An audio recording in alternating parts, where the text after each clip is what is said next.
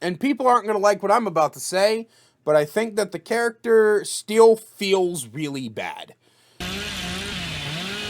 Oh my god! Oh! Oh!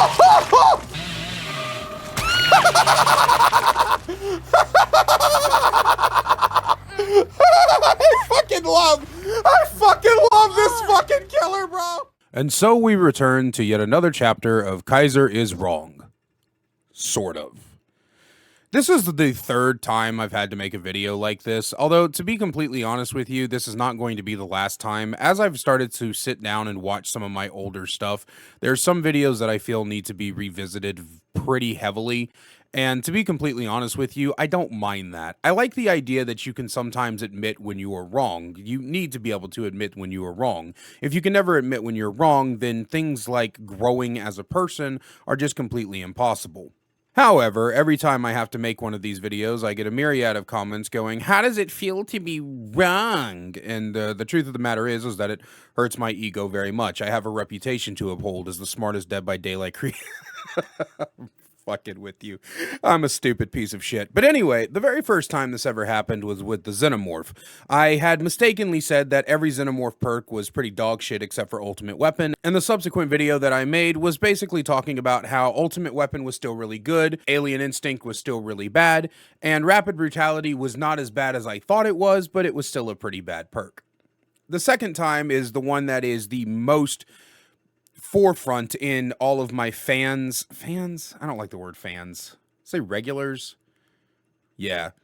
All of my regulars' minds is when I made an entire video dedicated to Chucky not being ever coming to Dead by Daylight, and then a couple of months later, Behavior releasing Chucky into fucking Dead by Daylight. I still maintain that I am not completely wrong that Chucky does not fit into the game. It's not that he doesn't fit into the game that I'm saying, it's the fact that even though they did manage to make his small size work, he's still like a gigantic pain in the ass. And I also just don't like dudes dashing forward really fast with a knife as a design for newer killers, but I've beaten that drum way too many times. Which brings us to today. Now, in my original analysis of Billy way back in the day, I talked very extensively about how he had a very high skill floor with not a lot of reward.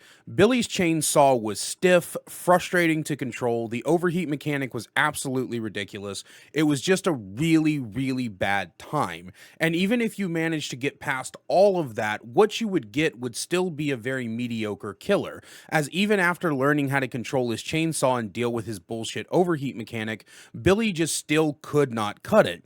And it led to a lot of people who played Billy using his chainsaw for nothing short of mobility. And at that point, you might as well play Nurse, Blight, Spirit, or any other mobile killer. When I returned to Dead by Daylight after my hiatus, I decided to try a couple of games of Billy, and my analysis of him pretty much felt the same way.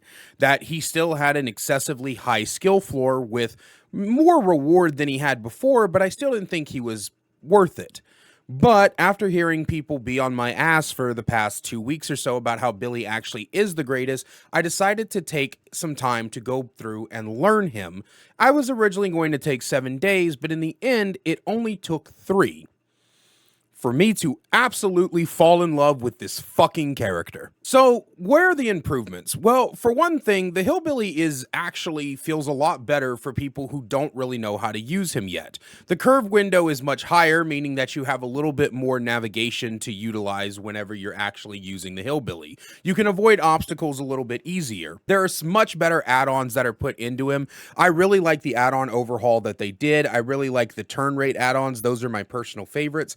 And it just makes using Billy just a better feeling, a smoother experience. My favorite thing, my absolute favorite thing that they did to Billy was being more forgiving upon hitting obstacles. Before, when you would use Billy, one of the worst feelings in the world was fucking up a curve or hitting an object you weren't expecting to show up when you were trying to do a cross map and having to sit there for what felt like ages as Billy would slowly recover from hitting the object. But now, if you accidentally hit an object, you go bing, and you're back into the fray before you know it. It makes every part of Billy feel like it flows into the next, and that's the biggest part about this. New Billy feels more fluid. You go from missing a curve to attempting the curve again, to hitting a wall, to attempting something else, and then you could go from one end of the map to the other in rates that were never seen before. You roll up to a survivor. You manage to miss a couple of curves, but then you get them, you put them on the hook, and then you flip around, you use barbecue and chili, because why wouldn't you use barbecue and chili? And then you find the other survivor and you dash across the map as fast as you can to get to another chase right away. Billy is nothing but chase down, chase down, chase down, chase down. He is one of the single most fun chase killers in the game. But I still have a problem. I know, right? There's just I heard the collective groan from all of you, but I still have a minor complaint, and that is the overdrive mechanic. This is going to be surprising to a lot of people. While I like overdrive, I like how it is implemented for the most part, I fucking hate how overdrive just randomly, not randomly, you can tell when it's about to happen, I get it, but it randomly kicks in the gear and fucks me up a lot. Specifically when I'm going for cross-map snipes, in the middle of me like smoothly controlling Billy through the hedges and trash and shit that litter maps, suddenly the overdrive will kick in, the speed will feel like it doubles, and I'll just crash into something that I was going to avoid originally. I feel like the overdrive should be more of an activated mechanic as opposed to a passive mechanic that you can just use whenever you're ready. Similar to old main event. You know how the main event would build up and then you would have a certain amount of time to use it? I would much prefer that over it passively kicking in. I don't like it passively kicking in. It feels incredibly frustrating when it does. I also think that the turn rate add-ons are Billy's best add-ons. I don't really like using any of the other add-ons. He feels a little bit more stiff without the turn rate add-ons, so I personally would like to see the dad's boots. I'd personally like to see like a 10% improvement to the turn rate at the very least. But I am glad that both turn rate add-ons are brown and yellow respectively, so you can get a lot of them as long as you're, putting points into Billy and it's hard to run out of them. So that's really, really good. Do I recommend Billy? I still think that Billy is very difficult on newer players. While he is more forgiving to learn nowadays, he still is going to take you time to get used to him. And when I say time, I don't mean like, 5 matches. I mean, it's going to take you like 20, 25 matches to really start getting used to Billy. And then you need to get used to the way that the character plays. Billy plays very similarly, at least in my opinion, to characters like Blight, Nurse, Spirit, where his entire purpose on the map is to chase, chase, chase, chase, chase. You don't want to be walking around and trying to control zones and trying to control areas. You don't want to be kicking gens left and right. You want to chase people. If you're not in a chase with Billy, you are wasting your time as the character. He is much better now, and he is actually entering my top 3 favorite killers to play, which at the moment is Pinhead, Deathslinger, and Billy. And I've just been having a blast with him.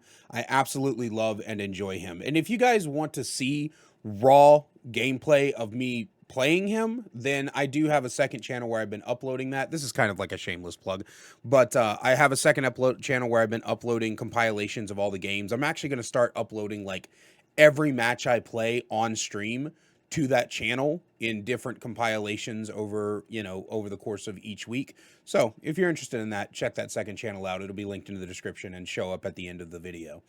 But other than that, yeah, I really enjoy Billy. I was mostly wrong about my initial assertion when I came back after playing him for the past 3 days. He has been just an absolute treat. I love this killer. He's so fun, and I'm sorry I was wrong.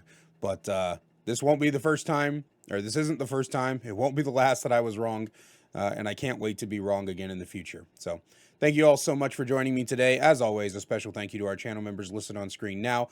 I love you all so much, and I will see you in the next one.